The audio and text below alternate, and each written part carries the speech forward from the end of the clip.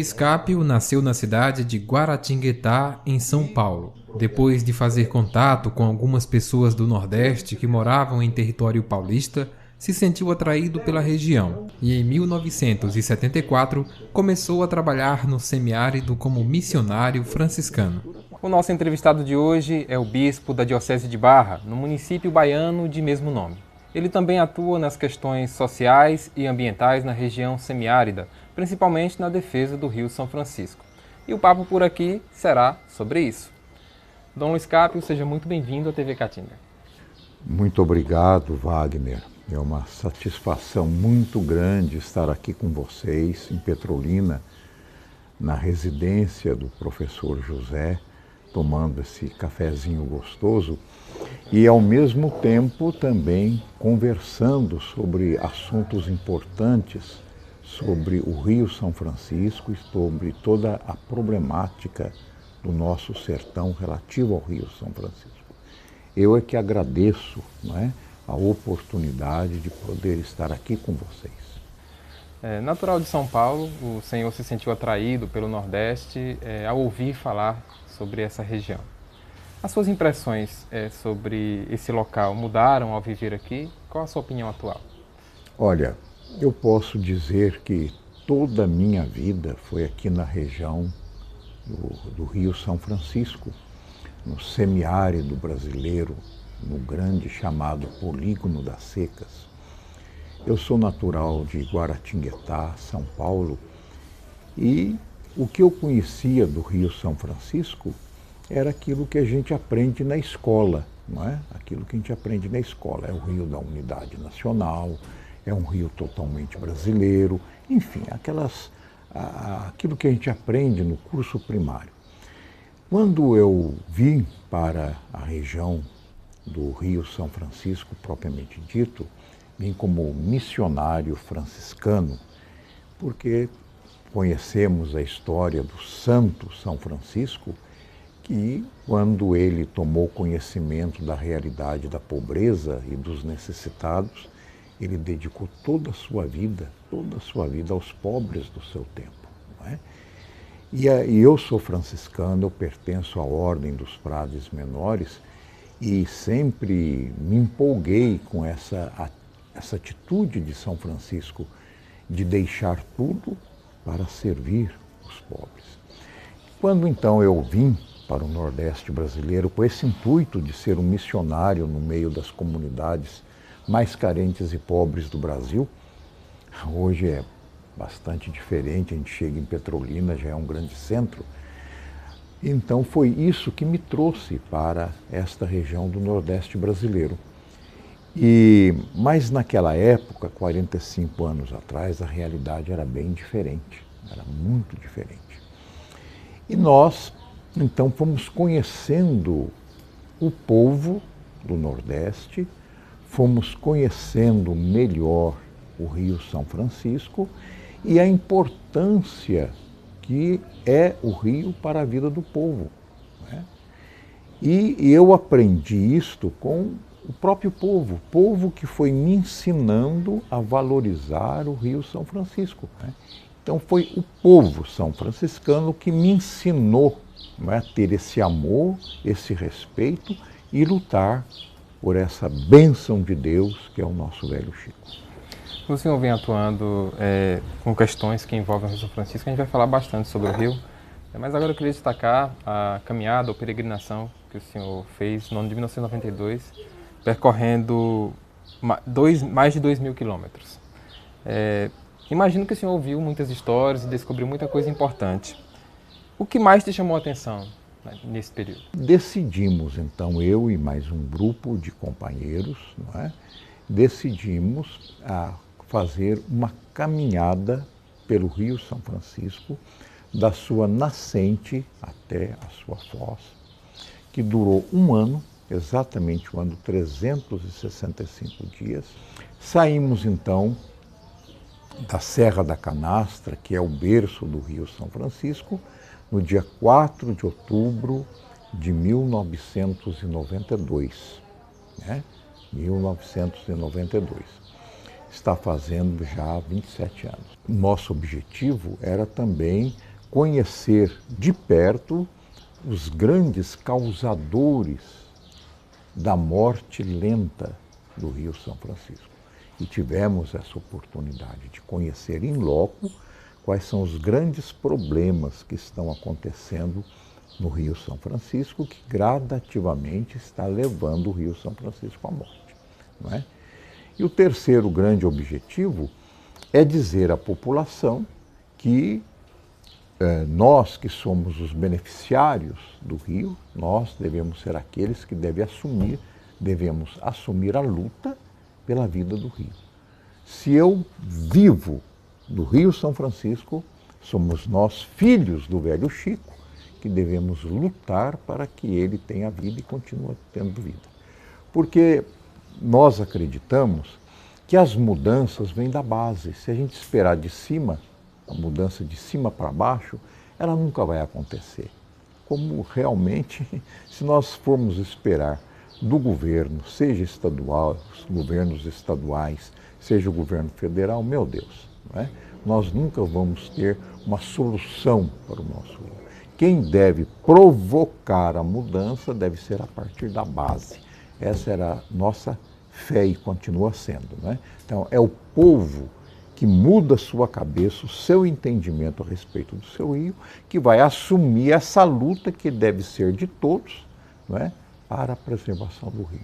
E nós percebemos que o grande fruto, não é, desse trabalho, que foi um trabalho exaustivo, mas que nos trouxe muita alegria, foi a gente perceber que o povo devagarinho assimilou essa mensagem. Mas, infelizmente, nós não encontramos o apoio que necessitamos, os recursos, os meios e as ações políticas para que realmente as coisas mudem. Falando em defesa do Rio São Francisco, já nos anos 2000, o Brasil acompanhou as 2 greves de fome que o senhor fez em protesto contra o projeto de integração do Rio São Francisco. Fato que hoje é uma realidade. Como o senhor entende a realização dessa obra? Em primeiro lugar, o projeto de transposição de águas do Rio São Francisco é um projeto anticonstitucional, né? Por quê?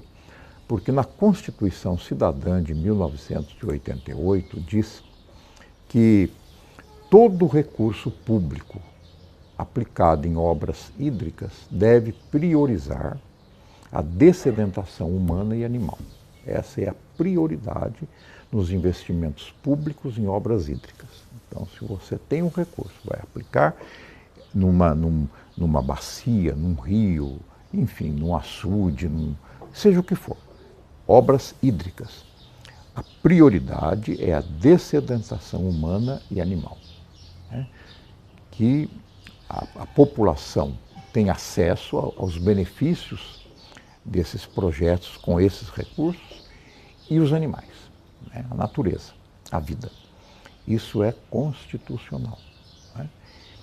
E o segundo item, também constitucional, é que toda obra de grande porte que passa por áreas pertencentes a povos tradicionais, seja indígenas e quilombolas, precisa ter o parecer do Congresso Nacional, a possibilidade ou não daquela obra ser executada pelo fato de cortar áreas de povos tradicionais, seja indígenas, seja quilombolas. Então, em primeiro lugar, projeto de água, de transposição de águas do Rio São Francisco, inverte essas prioridades, né? Coloca o uso econômico da água acima da dessedentação humana e animal. E, em segundo lugar, que o projeto de transposição corta várias áreas que são de povos indígenas e de quilombolas. E jamais o Congresso foi consultado a esse respeito. Nós tentamos, por todos os meios, né, realizar esse diálogo com o governo federal. E tentamos de todas as formas e não conseguimos, de forma nenhuma. E então, justamente naquela época, a ANA, Agência Nacional de Águas, havia publicado o Atlas do Nordeste. E o Atlas do Nordeste, então, é um projeto muito interessante de levar água para as comunidades, as comunidades do Nordeste, através de tubulações, não é? Que vai direto nas caixas d'água das comunidades e ali distribuída para a comunidade. Então havia um projeto do governo federal, intitulado Atlas do Nordeste, que era realmente aquilo que as comunidades necessitavam, água para o povo, através de uma canalização de água que fosse diretamente para as comunidades, atendendo às necessidades das comunidades. Não um projeto faraônico da transposição de águas aí a céu aberto, não é? À mercê da evaporação, à mercê da poluição, e que tinha uma proposta bem diversa. Pois bem, então nós lutamos de todos os meios possíveis para ter esse diálogo com o governo federal e tentar mostrar o absurdo que seria o projeto de transposição de águas do Rio São Francisco. E isso não foi possível. E quando nós, então, vimos que o projeto ia sim ter o seu início, nós achamos por bem dar um grito. Já que com um diálogo inteligente não chegamos aos nossos objetivos, como dizíamos na época, quem sabe um grito desesperado, quando a razão, não existe razão, quem sabe uma loucura possa atingir o objetivo. Foi quando então decidimos pela greve de fome, aquele jejum, né, para que a nação e o mundo tomassem consciência do absurdo que estava acontecendo na implantação do projeto de transposição de águas do Rio São Francisco. Então chegamos a um acordo, uma tarde inteira de diálogos, chegamos a um acordo e que assinamos e que então o governo federal assumia a partir daquele momento não implantar a transposição de águas. Segundo, rever todo o projeto de transposição. E terceiro, não é, um investimento grande na revitalização do rio, que o projeto só ia ser levado a efeito depois de um projeto sério de revitalização. Então, um dinheiro considerável para o projeto de revitalização. Com isso, nós, então, deixamos o jejum, porque vimos que o objetivo tinha sido alcançado. Mas qual não foi a nossa surpresa? Que, por parte do governo, não houve cumprimento daquilo que foi acordado, né? E então se iniciou o projeto de transposição. Foi quando então iniciamos o segundo jejum, que foi aqui em Sobradinho. E esse foi os terríveis 24 dias de jejum, né? Então, se você me pergunta, eu digo assim, olha, esse jejum serviu para que foi um grito em defesa do Rio São Francisco. E esse grito foi ouvido pelo Brasil e pelo mundo. O povo inteiro se indignou, o povo inteiro tomou consciência do problema, o povo inteiro passou a conhecer a problemática do Rio São Francisco. Mas, infelizmente, por parte do governo federal, não houve uma escuta e muito menos um cumprimento daquilo que tinha sido acordado. O projeto foi construído e nós estamos vendo aí que o projeto está feito e o rio não tem água para abastecer.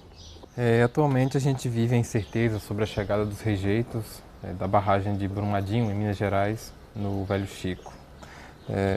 O senhor está acompanhando esse monitoramento e qual a análise que faz de mais esse possível impacto ambiental no Rio São Francisco? Ele já aconteceu.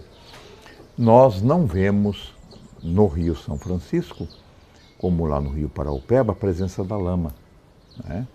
A lama, que é pesada, que é uma massa, não chegou no Rio São Francisco. Se chegou, foi em pouca quantidade, como chegou no Rio Doce, por ocasião lá do desastre similar em Mariana.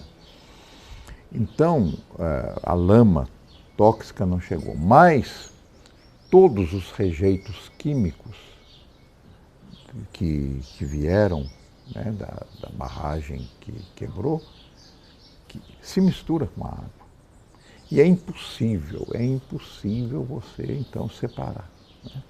E esses dejetos todos estão descendo, e cabe agora às prefeituras então analisar a água e perceber até que ponto a sua água está ou não contaminada. Em uma das suas homilias, lá na cidade de Barra, o senhor disse que o Rio São Francisco não está na UTI, como muita gente fala. Ele está na fila do SUS e não sabe se vai ser atendido. Na opinião do senhor, qual seria o atendimento, a ação devida para tratar o rio?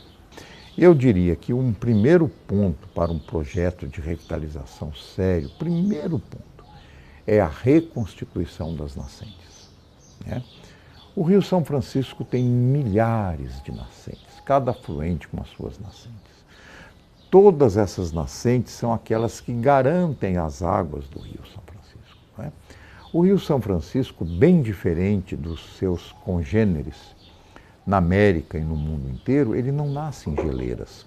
O Rio São Francisco não. Ele depende das águas das suas pequeninas nascentes. Pois bem, então, se nós quisermos levar a sério um projeto de revitalização, esse projeto de revitalização comporta, em primeiro lugar, a revitalização de cada nascente, que isso vai ser um trabalho do governo federal em parceria com os governos estaduais e em parceria com os governos municipais, não é? E nós, por iniciativa nossa lá na Diocese da Barra, nós assumimos um trabalho desse, né? A nossa pastoral ambiental. E nós já reconstituímos algumas nascentes de subafluentes do Rio São Francisco. Mas é um projetinho pequenininho dentro das nossas possibilidades. E já conseguimos, porque a natureza é muito pródiga. Se você tem um vaso, o vaso está murchinho, você joga um pouquinho de água, ele se revigora. A natureza é muito pródiga, todo gesto de carinho, de amor à natureza, ela agradece, né? E acontece a mudança. Mas isso deveria acontecer em todo o vale, em toda a bacia do Rio São Francisco, com todos os afluentes, com todos os subafluentes. E para isso precisa um projeto determinado de revitalização, porque exige técnica, exige tempo e, mais do que tudo, exige recursos. Para encerrar, deixo uma mensagem para os nossos telespectadores, para todos nós que vivemos nesse país tão cheio de riquezas e possibilidades. Meus queridos, minhas queridas, vejam, nós somos privilegiados.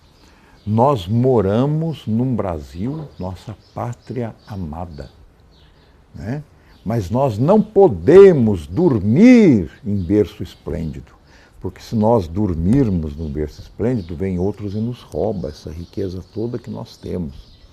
Nós temos esse berço esplêndido a nosso dispor, então todos são convidados, todo mundo é convocado para ajudar, fazer com que a nossa riquíssima biodiversidade seja preservada.